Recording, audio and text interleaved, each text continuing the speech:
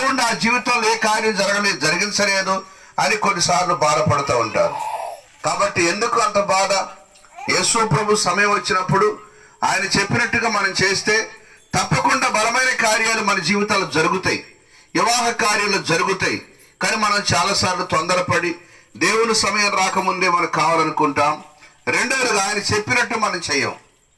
ఆయన చెప్పినట్టు చేయకపోతే అన్ని లోట్లు జరుగుతాయి, అన్ని కొరతలే ఉంటాయి, అన్ని ఇబ్బందులే ఉంటాయి, అన్ని కృంగదీసే పరిస్థితులు ఉంటాయి.